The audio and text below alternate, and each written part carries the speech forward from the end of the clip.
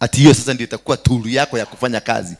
When you have a no knowledge of understanding the calling you have, ndio unachukuaga hii maua unaifanya inakuwa sasa hii ndio tool. Unaambiaga mtu angalia hapo. Ukiangalia hapo maisha yako itakuwa mzuri. Hiyo ndio inaitangwa idolism. Una idolize. Unaanza kuabudu. Bwana Yesu asifiwe sana.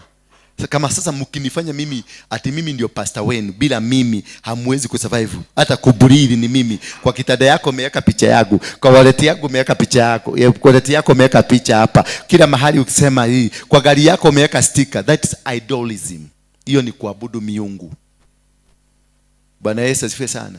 Nikakupatia mafuta.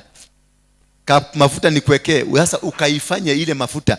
Ukipata shida kidogo ukienda kwa interview, ukiingia kabla uingie unachukua hivi. Ukienda mahali kwingine unafanya kidogo kidogo ama unajipulisa hivi eti kwa sababu imetoka kwa mchungaji. Huo ni waabudu wa shetani. Umenifanya shetani. Bwana Yesu asifiwe sana. So you don't idolize. Don't put your a sticker in your car ikuprotect. That is a paper. Usibebe mafuta kwa kibeti. Ati Mungu wa Waruinge, ninakuomba Mungu wa Waruinge. Tafuta Mungu yako, achana na Waruinge. Ukifuata Mungu ya Waruinge, atakupitishia kule alipitishia Waruinge. Utakulwa risasi. Huyo ndio Mungu wa Waruinge. Utaenda jela. Huyo ndio Mungu wa Waruinge. Utakuwa mwizi, pickpocket. Huyo ndio Mungu wa nani? Hiyo ndio njia Mungu yangu alidecide kunipitishia. So wachana na Mungu wa Waruinge, tafuta Mungu yako. Wachana na Mungu ya Elijah na Jacobo na Isaka. No. Hawa wa Mungu walikuja kulingana na occasion. Hawakukuja kwa sababu wanafaa kukua hivyo. Mungu wa Musa siye Mungu wa Elijah.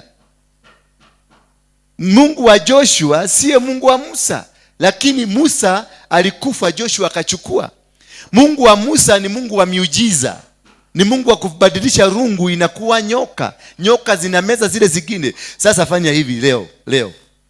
Tuende pale ama tuchukue kijiti hapa nigeuze kuwe nyoka. Alafu niweke hapa niambie atakayetazama hii. Mtaniita nani? Musa saa hii akikuja katika ulimwengu huu sasa. Tutamuita nani? Ni mrogi. Ni devil worshiper. Jaribu saa hizi. Ulete nyoka hapa. Akanaenda ulete kanyoka weke hapa. Useme sasa nyinyi yote angalieni hii nyoka. Hamtasimama hapa.